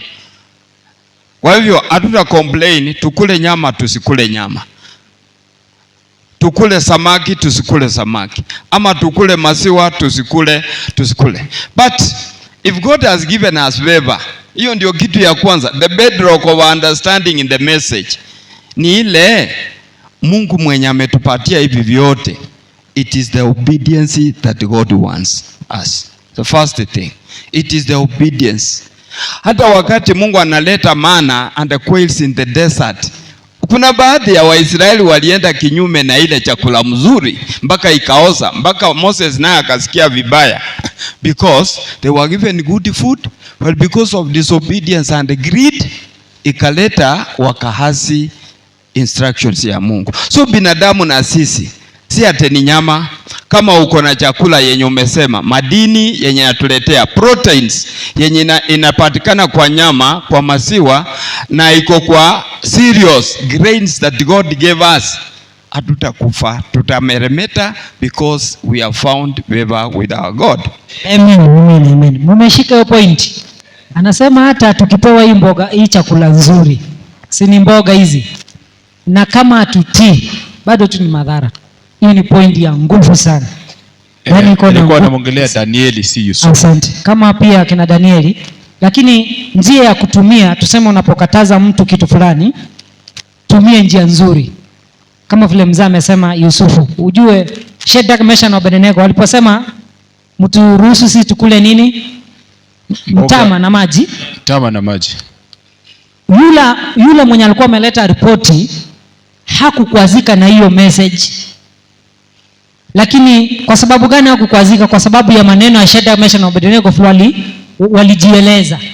Kwa hivyo maelezo, kuambia mtu kitu fulani inakuwa ni mzuri. Unajua unaweza ambia mtu kitu nzuri lakini vile unaeleza unamkwaza. Kwa hivyo ni sawa. Asante sana, ubarikiwe sana mzee wangu kwa sababu ya point nzuri. Mwingine au uko na swali ama kuchangia? Yes, ulisema Tom. Yes, Mr. Tom. Sisi zote tulikuwa urithi wa nyoka, kumaanisha kwamba ni watenda dhambi. Sio sisi tumesaliwa hapa, wazazi wetu. Shetani ndiye alikuwa ametupa duniani, na wakati alitupa duniani tukawa ni uzao wa baba zetu tukiwa watenda dhambi. Sasa ukienda hapo chini ndio amesema atatuma walimu, atatuma manabii, lakini bado watawaua. Kwa nini? Hawa walikuwa watume wawaambie ukweli sisi. Ndio sasa anakuja huko anasema sasa, ukiona amemalizia hapo kusema ya kuwa hata masinagogi na kila kitu tutakuwa hatutakubali ukweli yenye ilikuwa tumepewa na wale wazazi wetu wa ukweli. Sasa hapo ndio nilikuwa nazungumzia kuwa sisi ni kisasi cha nyoka, na nyoka ilikuwa ni dhambi, na sasa tuliurithi. Lakini kuna kitu kimoja nataka kuongea leo hii, hatuko kwa ile kisasi because tumepata Kristo msalabani na tumebreak hiyo. Hakuna kisasi yenye utasema mimi nitarithi dhambi ya baba yangu ama ya nani wangu ama babu wangu ama babu wa babu wangu.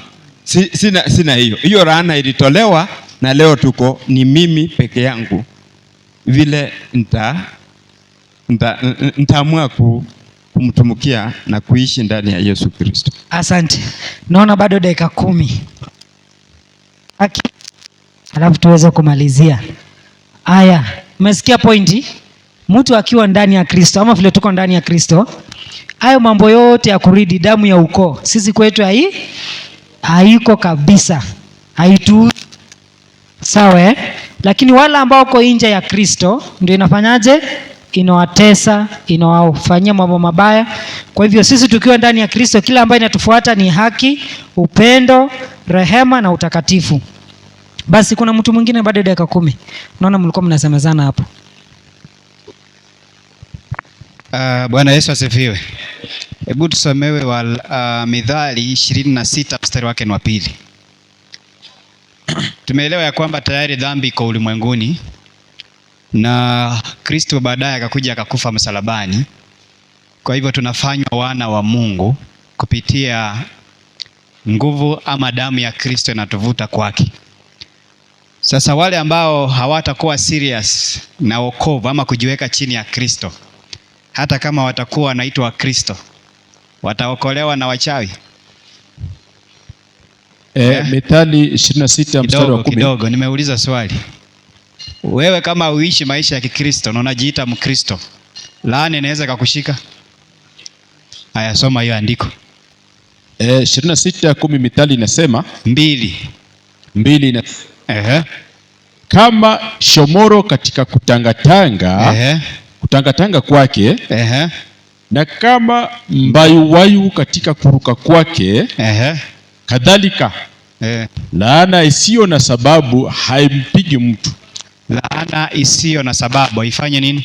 Haimpigi mtu. Kwa hivyo hili laana isikushike ama laana isikue na uwezo kwako, inafaa uwe umejikinga kwa damu ya Kristo. Lakini kama wewe hujaamini nguvu za Kristo, uishi kulingana na ukweli, bado utakuwa hapa tu na orogwe tu. Bwana Yesu asifiwe. Kwa hivyo tuishi kulingana na ujumbe na tuishi maisha ya Kristo. Kristo alikufa kama kielelezo kwetu, na tunaambiwa kwamba tujifundishe kwake. Kwa hivyo tuishi kama yeye na tukue watu wa kweli. Usiwe unafanya vitu huko nje alafu unakuja unajificha hapa, alafu wakati umeshikwa huko unasema mimi ni Mkristo. Hiyo laana itakushika tu. Maana laana isiyo na sababu haikushiki. Lakini kama imekupata uko na sababu, utafanya nini? Itakushika. Bwana Yesu asifiwe. Pia kwa damu, kwa hiyo damu yenye mlikuwa mnasema ati ya ukoo nini, damu inazungumzia, kwa mfano tunaposoma Waebrania 11 mstari wake nafikiri ni 4. Kuna kitu hapo pia inazungumzia 11:4 Waebrania. Kwa imani Habil alimtolea Mungu dhabihu iliyo bora kuliko Kaini. Kwa hiyo alishuhudiwa kuwa ana haki. Alishuhudiwa kuwa ana haki. Mungu akazishuhudia sadaka zake.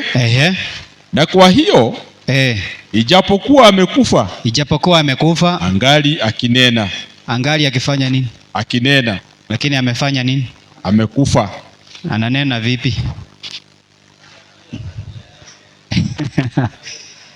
Ananena vipi? Hebu enda pia Danieli 12 mstari wake ni wa 12. Nikuonyesha kitu hapo, lugha ya Biblia. Danieli 12 mstari wa 12. Ukielewa hii basi utakuwa umeelewa Biblia. Inasema heri angojae na kuzifikiria siku hizo 1335. Usoma mstari wa 13. Lakini enenda zako hata utakapokuwa mwisho ule.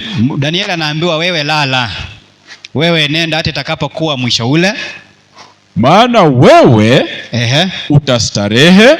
utastarehe nawe utasimama katika kura yako mwisho wa siku hizo. Mwisho wa siku gani zenye alikuwa amezungumziwa hapa kuanzia juu? Kidogo. Mwisho wa siku gani? Alikuwa ametoa prophetic days hapo. Prophetic days. Sasa naambiwa mwisho wa hizo siku atasimama katika. Kwa nini Mungu amwambie hivyo? Na anamwambia wewe lala. Kustarehe hapo ni kukuu. Enenda zako. Maana kuna mambo Danieli alitaka kuelewa baada ya kuonyeshwa vision ya the four beast. Mnyama wa 4 alimtisha, akasema habari za huyu mnyama itakuwaje? Ndio akasema Mungu, nisaidie nione vile mambo yatakavyokuwa. Lakini Mungu akamwambia hapana, mambo haya yametiwa muhuri hata wakati wa nini? Sasa 13 anaambiwa utasimama katika siku hizo za mwisho wa hiyo utasimama. Anasimama.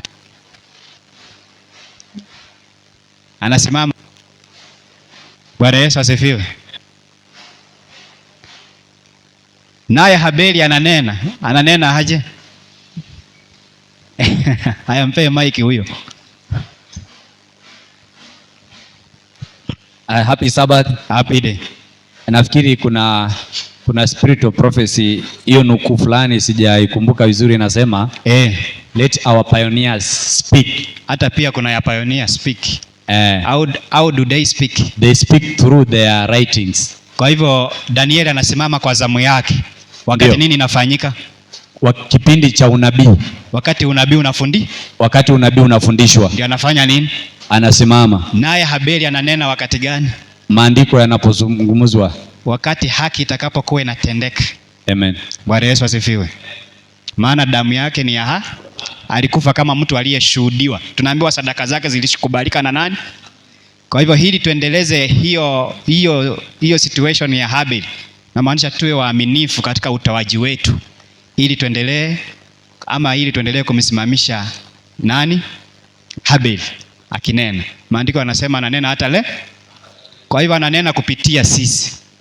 Naye Danieli anasimama kwenye zamu yake tukisimamisha unabii kama ulivyo. Bwana Yesu asifiwe.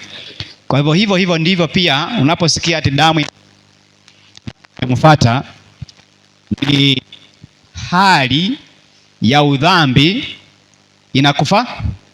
inakufuata wewe. Bwana Yesu asifiwe. Tuelewe hivyo, asante.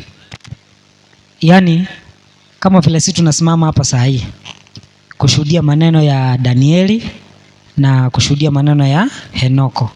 Hivyo mwenye dhambi anapokopi kutoka kwa baba yake, naye anasimama na kushuhudia hivyo. Babangu alikuwa msharati na mimi nitakuwa nini? Hivyo ndio wanatumia kwa mataifa, wanasema damu ya ukoo inafanyaje? Tunapokea wao hivyo. Huwezi enda ushindane na anza kuwapiga. Hapana. Wewe elewa hiyo Kiswahili ni Kiswahili ya Kenya na imeeleweka hivyo. Sasa kwa sababu ya masaa naona dakika 3 imefika. Na wengine si ulisema saa 11 watu wengine wanaenda mbali. Kwa hivyo labda tu nitoe tangazo, mtanipea ruhusa. Tangazo tu moja tu. Kwa sababu masaa imeisha, hakuna maswali tena. Kesho tutakuwa na Bible study pale chini. Naomba kama mtapata wote nafasi, karibuni. Pale Lesos. Pale chini ni wapi? Lesos senda ukifika shule ya shule ya Junior Talent. Utawapeleka, utachukua wote. Kuna shule inaitwa Junior Talent. Umeifika hapo Laban? Haijajulikana. Ukifika tu Center Lesos sana, karibuni. Naona matengenezo wengine wazuri. Tungekuwa na projector ningewaonesha picha zao, ni wazuri. Sasa tunaenda huko chini tusungumuze na wao mambo kadhaa. Wakikubali, sisi tutakuwa pamoja. Tupeleke injili. Lengo letu ni kupeleka injili, si kupeleka fitina. Sawa Asante. Mungu wa mbinguni wabariki sana kwa Bible study. Basi happy Sabbath, happy day. Ni saa 11 kamili. Ni masaa ambayo sasa watu ambao wanaenda mbali tunaweza kupata nafasi ya kuondoka, lakini si kwamba ibada imeisha, bali ni kwa sababu ya umbali wa safari ndio kanisa inaweza kutoa ruhusa ya watu kuenda mbali.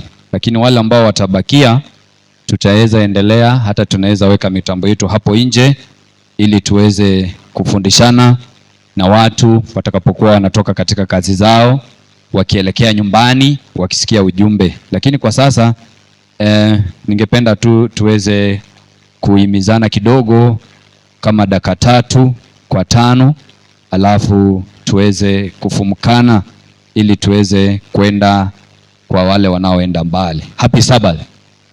Happy day. Nani amebarikiwa sabato hii ya leo? Nashukuru sana. Mimi kwanza nimebarikiwa zaidi. Mzee utanikumbusha jina. Asante sana. Mimi nimebarikiwa sana kushiriki na Tom kuanzia masali ingia. Amekuwa kwanza, mimi kuna mengi nimejifundisha kwake hata katika kuchangia. Na mzee, mimi nasema ukikaa mbali sana, kuna hekima ambayo Mungu amekupea ambayo utakuwa umeinyima kanisa. Kwa hivyo utakuwa umeweka pengo. Sasa Mungu akusaidie uweze kuona vile utaweza kufanya ili uendelee kushiriki nasi, maana tutaendelea kufundishana na kuweza kuhimizana katika mambo mengi ambayo safari hii ya imani inahitaji kushikana mkono ili tuweze kusonga hatua. Naamini kwamba unapoangalia kanisa unaona kuna vile unaona hata mzee wa rika yako hapa hakuna. Kwa hivyo wewe ni wa faida kubwa sana, ama nasemaje kanisa? Karibu sana mzee, tunakuhitaji sana, si kwa mdomo, kutoka ndani ya moyo. Kwanza mimi nimeisema kutoka kwa moyo. Kwa hivyo wapendwa, tuna karibia kumaliza wiki, na wengi ambao tutawachana kwa sasa tutaweza kukutana Sabato, na inakuanga ni kipindi kirefu sana, lakini unahitajika kujua ya kwamba unapokuwa katika hizo siku 6, unapokuwa mbali, tunahitajika hata kujuliana hali. Ni vizuri kama familia